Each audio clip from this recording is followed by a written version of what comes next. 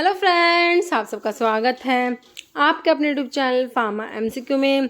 तो क्या लेके आई हूँ आप लोगों के लिए इस वीडियो में कुछ क्वेश्चंस हैं जिनको हम सॉल्व करेंगे, है ना। तो देखिए, जो ये क्वेश्चंस हैं हमारे अपकमिंग जितने भी गवर्नमेंट फार्मासिस्ट एग्ज़ाम्स होते हैं, स्टेट का या सेंट्रल लेवल का हमारा फार्मासिस्ट का एग्ज़ाम सभी के लिए काफ़ी इम्पोर्टेंट होते हैं। ओके, तो आपका ESIC, रेलवे, DSSB, ITBP सभी के लिए, और जो है स्टेट डिफरेंट स्टेट के आपके जितने भी फार्मासिस्ट के एग्ज़ाम होते हैं सभी के लिए इम्पॉर्टेंट है। और आपका डिप्लोमा का जो एग्जिट एग्जामिनेशन अभी वो भी होगा आप लोगों का, तो उसमें भी वही आपका डिप्लोमा का ही सिलेबस रहना, तो उसके लिए भी काफ़ी इंपॉर्टेंट रहने वाले क्वेश्चंस। ओके, तो देखिए स्टार्ट करते हैं। और स्टार्ट करने से पहले अगर आप चैनल पर नए हैं, आपने चैनल सब्सक्राइब नहीं किया है, चैनल को प्लीज़ सब्सक्राइब कीजिएगा। वीडियो लाइक करना, शेयर करना, कमेंट करना, बेल आइकन को प्रेस करना, ताकि जो आने वाले वीडियोज़ होते हैं उनके नोटिफिकेशंस आप लोगों को मिल सके। और देखिए स्टार्ट करते हैं, क्वेश्चन है। और देखिए स्टार्ट करने से पहले एक और इन्फॉर्मेशन देनी है। देखिए मेरी जो वेबसाइट है pharmamcq.in है ना, तो जैसे ही आप लोग टाइप करेंगे pharmamcq.in है ना, तो मेरी वेबसाइट पे मैंने 2 कोर्सेज स्टार्ट कर रखे हैं ना, तो आप उनको भी ज्वाइन कर सकते हैं। ओके, तो देखिए क्वेश्चन हमारा, and antibiotic with anti cancer property. Anti cancer antibiotic के बारे में पूछा, बिल्कुल सिंपल क्वेश्चन है। एंटी कैंसर ड्रग का क्लासिफिकेशन हमने पढ़ा हुआ है, बिल्कुल पढ़ा हुआ है। तो उसमें हम पढ़ते हैं एंटी कैंसर एंटीबायोटिक के बारे में पढ़ते हैं। तो कौन कौन सी आती है हमारी एंटी कैंसर एंटीबायोटिक आती है, कौन कौन सी आती है, एक्टिनोमाइसिन डी आती है। ठीक है, देखिए कौन कौन सी आती है anti cancer antibiotic. Actinomycin D आती है इसमें, देखिए कौन कौन सी आती है, एक्टिनोमाइसिन डी आती है ना। एक्टिनोमाइसिन डी जिसे क्या कहते हैं, डैक्टिनोमाइसिन भी कहते हैं, है ना। और आपकी डॉक्सोरूबिसिन, ऑप्शन में देखिए डोनोरूबिसिन दिया है, ये वाली डॉक्सोरूबिसिन भी होती है, डॉक्सोरूबिसिन होती है, डोनोरूबिसिन होती है। और आपकी मिटोजेंट्रोन भी आती है, किसमें मिटोजेंट्रोन आती है, ब्लियोमाइसिन आती है ना, ब्लियोमाइसिन, मिटोमाइसिन सी। तो ये सब आपकी क्या है, एंटी कैंसर एंटीबायोटिक होती है। ओके, तो आपसे यही पूछा antibiotic with anti cancer property. Azithromycin, clarithromycin तो आपकी मैक्रोलाइड एंटीबायोटिक्स में आती है। डॉक्सीसाइक्लिन आपकी जो है टेट्रासाइक्लिन्स में आ जाएगी। तो एंटी कैंसर प्रॉपर्टी रखने वाली हमारी ऑप्शन डी डोनोरूबिसिन हो जाएगा। क्लियर है, तो इसका आंसर हमारा क्या हो जाएगा, ऑप्शन डी। नेक्स्ट है मिर कंटेंट। तो मिर में क्या प्रेजेंट है, मिर के बारे में बताना है। मिर किस में आता है, देखिए पहली बात तो कौन सी क्लास में आता है भाई, अल्कलॉइड है, ग्लाइकोसाइड है, तो आपको पता होना चाहिए। मिर जो है हमारे रेजिन्स वाले ड्रग में आता है, किस में आता है, रेजिन्स वाले ड्रग पढ़ते हो ना, उसमें आपका आता है मिर।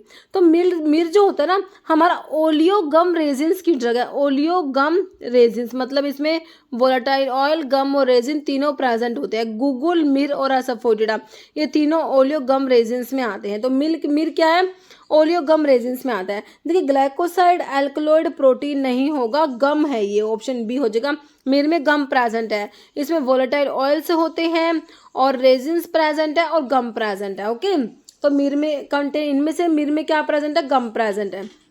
ओलियोगम रेजिन्स में आपका गूगल, मिर, एसफोटिडा 3 ड्रग आती है। तो मतलब कि इसमें ओलियोगम रेजिन्स प्रेजेंट है मिर में।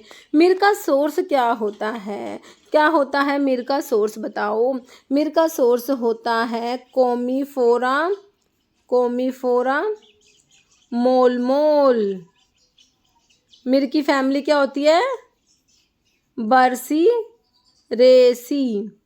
ओके, तो आपका आंसर ऑप्शन ए होगा, गम प्रेजेंट है मिर में। नेक्स्ट है pentavalent vaccine provide protection against. ठीक है, पेंटावेलेंट वैक्सीन होती है, पेंटा के नाम से पता लग रहा है कि भाई 5 जो आपकी जो इन्फेक्शियस डिजीज, जो 5 डिजीज होंगी उनके अगेंस्ट ये वैक्सीन होगी, है ना। पेंटा से तो यही हमें क्लियर हो रहा है। तो पेंटावेलेंट वैक्सीन प्रोवाइड प्रोटेक्शन, कौन कौन से डिजीज के अगेंस्ट प्रोटेक्शन प्रोवाइड करेगी पेंटावेलेंट वैक्सीन। देखिए सब में ना 5 ही डिजीज दी हुई है, लेकिन आपकी जो पेंटावेलेंट वैक्सीन है उसमें कौन सी 5 डिजीज है, मतलब कौन कौन सी 5 डिजीज के अगेंस्ट जो ये वैक्सीन है। तो डीपीटी सब में है, मतलब डिप्थीरिया, पर्टूसिस, टिटेनस तो सभी में आएगा, है ना। अब आपको देखना है भाई हेपेटाइटिस बी आएगा, हेपेटाइटिस सी आएगा, हेपेटाइटिस ए आएगा या हेपेटाइटिस, है ना, हेपेटाइटिस का कौन सा टाइप आएगा। फिर जो एच इन्फ्लुएंजा टाइप बी है, एच इन्फ्लुएंजा टाइप ए है, या फिर टीबी है, पोलियोमाइलिटिस, मतलब 5th डिजीज और 4th डिजीज कौन सी जो है उनके अगेंस्ट एक्टिव है। ओके, तो इसमें होता है डीपीटी होता है, हेपेटाइटिस बी होता है और H haemophilus influenza type B होता है, तो ऑप्शन ए हो जाएगा। Okay, pentavalent vaccine provide protection against DPT, hepatitis B, H influenza type B. ठीक है, तो डीपीटी मतलब diphtheria, pertussis, tetanus, hepatitis B, H influenza type B, HIV बोलेंगे मतलब haemophilus influenza type B. Okay, तो pentavalent vaccine जो इन सारी डिजीज के अगेंस्ट प्रोटेक्शन प्रोवाइड करेगी। Clear.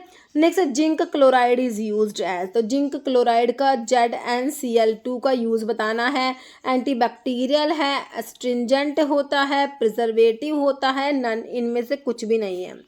Zinc chloride is used as astringent होता है, ऑप्शन बी राइट हो जाएगा।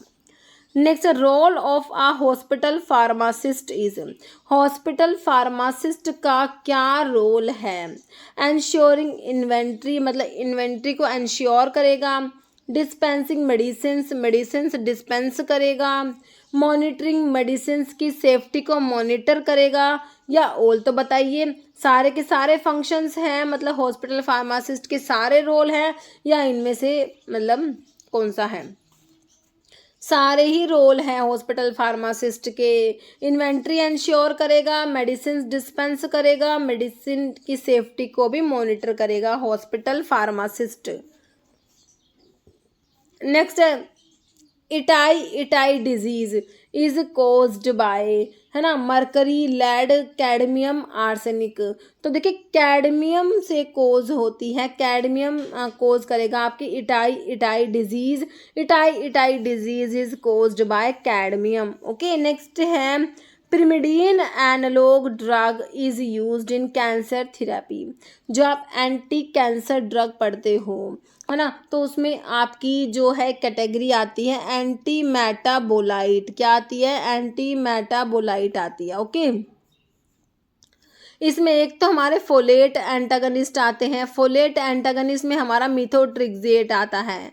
एक आते हैं प्यूरिन एंटागनिस्ट आते हैं, प्यूरिन एंटागनिस्ट, एक पिरिमिडीन एंटागनिस्ट आते हैं। प्यूरिन एंटागनिस्ट में 6 मर्कैप्टोप्यूरिन, 6 थायोग्वानिन, एजाथायोप्रिन एंड फ्लूडाराबिन आता है। पिरिमिडीन एंटागनिस्ट में हमारा आता है, पिरिमिडीन एंटागनिस्ट में 5 फ्लोरोयूरेसिल आता है और साइटाराबिन, साइटोसिन, अराबिनोसाइड आता है। तो देखिए पिरिमिडीन एनालॉग ही पूछा आपसे, पिरिमिडीन एनालॉग विनक्रिस्टिन, विनब्लास्टिन, विनका नेक्लोड जो विनका से ऑब्टेन होते हैं। थायोग्वानिन तो आपका प्यूरिन एनालॉग में आ जाएगा। 5 फ्लोरोयूरेसिल आपका आंसर हो जाएगा ऑप्शन सी। बाकी मिथोट्रिक्सेट हमारा फोलेट एंटागनिस्ट में होता है, तो इसका आंसर क्या हो गया हमारा? ऑप्शन सी हो गया। Okay, next, instruction to pharmacist is given in which part of prescription, है ना। तो प्रिस्क्रिप्शन के डिफरेंट पार्ट्स हम लोग पढ़ते हैं। तो हमारा सुपरस्क्रिप्शन जिसमें RX आता है ना, टेक 2 या यू टेक इसका मतलब होता है। उसके बाद आपका आता है इंस्क्रिप्शन जिसमें इंग्रेडिएंट्स आते हैं, और उसके बाद हमारा आता है सबस्क्रिप्शन जिसमें डायरेक्शन टू फार्मासिस्ट आता है, और सिग्नेचुरा जिसमें डायरेक्शन टू पेशेंट आता है ना। तो आपसे पूछा इंस्ट्रक्शन टू फार्मासिस्ट हमारा सब्सक्रिप्शन में आ जाएगा, ऑप्शन ए आपका बिल्कुल राइट हो जाएगा। Next, dopamine is degraded bye, तो डोपामिन डिग्रेड होता है किससे भाई? माओ ए से, माओ बी से, बोथ ए एंड बी मतलब दोनों से, माओ ए एंड माओ बी दोनों से, या नन ऑफ द अबव। देखिए dopamine is degraded by both MAO A and MAO B, है ना, तो ऑप्शन आपका सी हो जाएगा। ओके, नेक्स्ट क्वेश्चन है simple syrup IP contain sucrose which act as self preservative. तो सिंपल सिरप जो है ना, तो उसमें सुक्रोज होता है ना, तो ये सिंपल जो सिरप होता है इसमें कितना % होता है ये आपने बताना है। देखिए 66.7% वेट पर वॉल्यूम, 85% वेट पर वेट, 70% वेट पर वॉल्यूम है, 66.7% वेट पर वेट, 66.7% होता है और वेट पर वेट होता है। ओके, ऑप्शन डी हो जाएगा। सिंपल सिरप IP में जो सुक्रोज की परसेंटेज है 66.7% वेट पर वेट होती है। ओके, जैसे optic neuritis is a side effect of, तो ऑप्टिक न्यूराइटिस किसका साइड इफेक्ट है? सल्फासालाजिन, रिफाम्पिसिन, है, इथेम्ब्यूटोल है, पायराजीनामाइड है। देखिए जो आपकी इथेम्ब्यूटोल होती है, first line anti tubercular drug में हमारा इथेम्ब्यूटोल आता है। इथेम्ब्यूटोल जो है ऑप्टिक न्यूराइटिस कोज करा देता है। ओके, तो इथेम्ब्यूटोल का साइड इफेक्ट क्या देखने को मिलता है? ऑप्टिक न्यूराइटिस होता है। रेड ग्रीन कलर ब्लाइंडनेस भी करा देता है।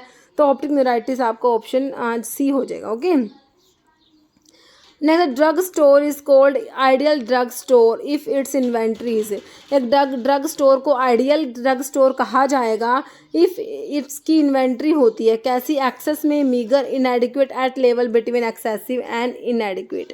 कह रहे ड्रग स्टोर को आइडियल ड्रग स्टोर जब कहेंगे जब उसकी इन्वेंट्री क्या होगी?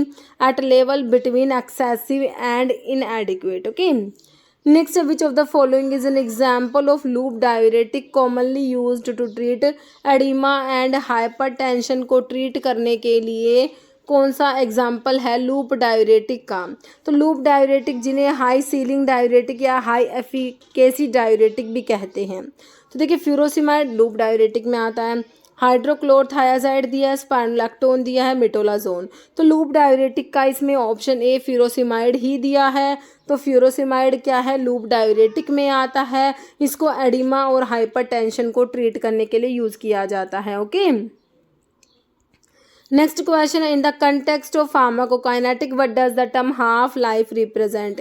तो हाफ लाइफ किसको रिप्रेजेंट करेगा? टी हाफ जो होता है ना वो बताना आप लोगों ने। देखिए time it take for a drug to reach its peak concentration, मतलब कि ड्रग को उसकी पीक कंसंट्रेशन पे पहुंचने में जो टाइम लगे वो होता है time it take for half of drug to be eliminated from the body. आधी ड्रग को बॉडी से एलिमिनेट होने में जो टाइम लगेगा वो, या फिर duration of action of drug, या time it take for a drug to be absorbed in the body में अब्जॉर्ब होने में। तो आपका टी हाफ हो जाएगा option B, time it takes for half of drug to be eliminated from the body, option B. Okay, next, what is the primary mechanism of action of statins? Statins जो होते हैं जैसे lovastatin, simvastatin, rosuvastatin, pravastatin, different different statins होते हैं, hypolipidaemic होते हैं। क्या होते हैं? हाइपोलिपिडेमिक होते हैं, या फिर एंटी हाइपरलिपिडेमिक भी बोल सकते हो। तो starting medications in treating hypercholesterolemia, cholesterol को मतलब कम करते हैं ना ये स्टैटिन्स। तो हाइपरकोलेस्टेरोलीमिया को ट्रीट करने के लिए जो स्टैटिन्स यूज़ किए जाते हैं इनका प्राइमरी मैकेनिज्म बताना है। तो देखिए एचएमजी कोरिडक्टेज इनिबिटर होते हैं हमारे स्टैटिन्स। एचएमजी कोरिडक्टेज एंजाइम होता है, इसको इनिबिट करा देते हैं स्टैटिन्स। जो कोलेस्ट्रॉल की सिंथेसिस में रेट लिमिटिंग स्टेप जो होता है उसको कैटालाइज करता है एचएमजी कोरिडक्टेज एंजाइम, तो इसको इनिबिट करा देते हैं स्टैटिन्स। ओके, तो आपका जो मैकेनिज्म है ये इनिबिशन ऑफ एचएमजी कोरिडक्टेज हो जाएगा, option C. Okay, next, what is the primary goal of good manufacturing practices guideline in the pharmaceutical industry में? जीएमपी जो है उसका प्राइमरी गोल क्या है जीएमपी का? देखिए ensuring the safety and efficacy of pharmaceutical products की सेफ्टी और एफिकेसी को एंश्योर करना। Marketing and promotion of pharmaceuticals का मार्केटिंग और प्रमोशन होता है क्या? कॉस्ट रिडक्शन है ड्रग मैन्युफैक्चरिंग में, expediting the drug approval process. तो जीएमपी का जो प्राइमरी गोल है option A, ensuring the safety and efficacy of pharmaceutical product. Next है, in the context of pharmaceutical dosages form what does the term enteric coating का मतलब बताना है। Enteric coating का क्या मतलब होता है? एंटेरिक कोटिंग मैंने आपको बताया था बहुत इंपॉर्टेंट है, इसके ऊपर क्वेश्चन बनते हैं। तो इसमें ड्रग जो होती है स्मॉल इंटेस्टाइन में जाके अपना मेडिकमेंट रिलीज करती है, तो उसके बारे में आपने बताना है। एंटेरिक कोटिंग के बारे में यहाँ पे लिखा हुआ कौन सी बात सही है ना? देखिए एक coating that enhance the taste of, मतलब कह रहे टैबलेट के टेस्ट को एनहेंस करेगी, कि ऐसा तो नहीं होता। Coating that delay drug release until it reaches the small intestine, तो बिल्कुल सही है भाई, जब तक वो स्मॉल इंटेस्टाइन में ना पहुंच जाए ना तब तक उसका मेडिकमेंट को रिलीज नहीं होने देती, तो सही लिखा हुआ है। Coating that protect drug from light, ऐसा नहीं होता। Coating that improve drug absorption in the stomach में ड्रग के एब्जॉर्प्शन को इम्प्रूव नहीं करा रही। स्टमक में तो ड्रग एब्जॉर्ब कहाँ से होगी? स्टमक में तो मेडिकमेंट रिलीज होता ही नहीं है, इसमें इंटेस्टाइन में जाके मेडिकमेंट रिलीज करती है, ऑप्शन बी आपका राइट हो जाएगा। ओके, और एंटेरिक पॉलीमर मैंने आपको कौन से बताए थे बताइए? सेलुलोज एस्टेट थैलेट जैसे, है ना। नेक्स्ट क्वेश्चन है what is the primary purpose of a nebuliser in respiratory therapy में नेबुलाइजर का पर्पस बताइए। To deliver oxygen to patients, to administer intravenous medications, to convert liquid medications into a fine mist for inhalation, या to measure lung capacity. तो देखिए nebuliser का जो काम है क्या करता है, टू कन्वर्ट करता है किसको, लिक्विड मेडिकेशंस को फाइन मिस्ट में इनहेल करने के लिए। ओके, ऑप्शन सी हो जाएगा। Next, which vitamin is essential for synthesis of collagen and the maintenance of connective tissue. तो देखिए मैंने आपको बताया था विटामिन के बारे में, विटामिन सी की जब हमने बात करी थी, विटामिन सी को एस्कॉर्बिक एसिड भी कहते हैं। एक तो ये बात, विटामिन सी की डेफिशिएंसी से स्कर्वी डिजीज हो जाती है, स्कर्वी डिजीज याद करते हैं। विटामिन सी जो है कोलाजन की सिंथेसिस के में रिक्वायर्ड होता है, टायरोसिन के मेटाबॉलिज्म के लिए और आयरन के एब्जॉर्प्शन के लिए। उसका स्ट्रक्चर सिमिलर टू हेक्सोज होता है और ये सिट्रस फ्रूट में प्रेजेंट होता है। सारी बातें करते हैं विटामिन सी के बारे में। तो कह रहे कौन सा विटामिन इसेंशियल होता है, सिंथेसिस ऑफ कोलाजन के लिए विटामिन सी ही तो बता रखा है। And the maintenance of connective tissue vitamin C हो जाएगा, जो हमारा फैट सोल्यूबल विटामिन में नहीं आता, वाटर सोल्यूबल विटामिन में WBC से आपको बता रखा है। वाटर सोल्यूबल में विटामिन बी और विटामिन सी आएगा। एक वाटर सोल्यूबल विटामिन होता है ये विटामिन सी है ना, बाकी A, D, E के हमारे फैट सोल्यूबल विटामिन में आते हैं। ओके, नेक्स्ट हमारा क्वेश्चन है what is the function of blood brain barrier का फंक्शन बताना है। BBB का फंक्शन बताइए, blood brain barrier. To prevent entry of drug into the blood stream, to facilitate drug का metabolism, to protect brain from harmful substance, to enhance drug absorption. तो BBB क्या करेगा, protect करेगा brain को harmful substance से, है ना, option C. Next है what is the primary function of A bronchodilator in the treatment of respiratory conditions. तो ब्रोंकोडाइलेटर जो है उसका प्राइमरी फंक्शन बताना है आप लोगों ने। रेस्पिरेटरी कंडीशंस के ट्रीटमेंट के लिए जो ब्रोंकोडाइलेटर है उसका प्राइमरी फंक्शन क्या, ब्रोंकाई को डायलेट कराएगा, ब्रोंकोडाइलेटर ना। To reduce inflammation in the airway, to promote mucus production, to dilate airway and improve air flow, to suppress cough reflex. तो क्या कराएगा ये, एयरवे को डायलेट कराएगा और इम्प्रूव कराता है एयर फ्लो के। नेक्स्ट है which of the following dosage form is design to release medications gradually over an extended period maintaining a constant drug level in the blood stream. तो कौन सी doses form जो होती है इसमें बताना है आपने। इमीडिएट रिलीज टैबलेट है, सस्टेन्ड रिलीज टैबलेट्स है, एफरवेसेंट से च्यूएबल। तो ये हमारी सस्टेन्ड रिलीज टैबलेट्स होती हैं जो क्या करती है, मेडिकमेंट को रिलीज करती है gradually over an extended period of time, है ना, और इसमें कांस्टेंट ड्रग लेवल जो मेंटेन रहता है ब्लड में। ओके, नेक्स्ट क्वेश्चन है what is the term for the process in which solid directly transition होता है इनटू लिक्विड गैस। सॉलिड से क्या बन रहा है, गैस बन रहा है direct, without intermediate formation of liquid, without passing through the liquid phase. देखिए सॉलिड से लिक्विड बनता है, लिक्विड से गैस, बट सॉलिड से लिक्विड ना बनते हुए सीधा गैस बन रहा है, इसे क्या कहोगे, कंडेंसेशन, वेपोराइजेशन, सब्लिमेशन या डिपोजिशन। तो सॉलिड से डायरेक्टली गैस बनता है, इसको बोलते हैं सब्लिमेशन बोलते हैं ना। ऑप्शन जो है हमारा सी हो जाएगा। सब्लिमेशन जो है इसमें क्या होता है, सॉलिड से डायरेक्टली गैस बनता है। ओके, नेक्स्ट है pH scale measures the acidity और basicity of a substance, pH of 7। pH हमारा 7 किसको इंडिकेट करेगा, ये इंडिकेट करता है, देखिए न्यूट्रल, एसिडिक, बेसिक और अल्कलाइन तो वैसे भी एक ही बात हो गई, तो आपका न्यूट्रल हो जाएगा। और अगर 7 से कम होगा तो एसिडिक, 7 से ज़्यादा होगा तो basic. Okay, simple basic question है केमिस्ट्री का। Next what is the term for a substance that can act as both, जो एसिड भी होते हैं बेस भी होते हैं। सोल्ट कहोगे, न्यूट्रल सब्सटेंस कहोगे, एम्फीफाइल या एम्फोटेरिक। तो एम्फोटेरिक होते हैं जो एसिड भी होते हैं और बेस भी होते हैं, ऑप्शन डी हो जाएगा। Next substance that speed up a chemical reaction, तो केमिकल रिएक्शन को स्पीड अप करे विदाउट बीइंग कंज्यूम्ड, ना प्रोसेस में कंज्यूम हुए बिना जो केमिकल रिएक्शन को स्पीड अप करेंगे तो क्या होते हैं, कैटलिस्ट होंगे, रिएक्टेंट होंगे, प्रोडक्ट होगा, इनिबिटर। तो ये हमारे कैटलिस्ट होते हैं, वो केमिकल रिएक्शन को स्पीड अप करते हैं विदाउट बीइंग कंज्यूम्ड। ये कंज्यूम नहीं होते, बस क्या करते हैं, रिएक्शन को की स्पीड को बढ़ा देते हैं। नेक्स्ट है which of the following is noble gas, बतानी है आपने कौन सी है। नाइट्रोजन है, ऑक्सीजन है, हीलियम है, क्लोरीन है। तो हमारी हीलियम नोबल गैस में आती है, जिनोन, आर्गोन, है ना। कौन कौन सी पढ़ी थी आपने, पढ़ी हुई ना ये नोबल गैस। तो देखिए हीलियम आती है, नियोन आती है, आर्गोन आती है, क्रिप्टोन आती है, जीनोन और रेडोन, ये सारी हमारी क्या है, नोबल गैस है। इस टाइप के बेसिक क्वेश्चन भी पूछ लिए जाते हैं। Next, what is the chemical formula for sulphuric acid, तो इतना तो हमें पता ही होगा सल्फ्यूरिक एसिड का केमिकल फॉर्मूला क्या होता है, देख लीजिए ऑप्शन क्या होता है, H2SO4 होता है ना, ऑप्शन बी। नेक्स्ट है what is the molecular formula of methane, तो ऑप्शन देखिए मीथेन का सिंपल CH4 होता है ना। नेक्स्ट है what is the chemical symbol for gold, के लिए सिंबल बताना है GD। अब गोल्ड को देखते हैं ऐसा लगेगा GD हो सकता है ना, हाँ से तो कल हमेशा ऑप्शंस कंफ्यूजिंग ही होते हैं, हमें कंफ्यूज करने के लिए बनाए जाते हैं। AU AG FE तो आयरन का मेरे हिसाब से आपको पता ही होगा, फेरस मतलब FE आयरन होता है ना, AG आई थिंक सिल्वर होता है, AU गोल्ड होता है, GD देखते हैं पता नहीं क्या होता है। गोल्ड का तो ऑप्शन बी हो जाएगा, AU हो जाएगा है ना।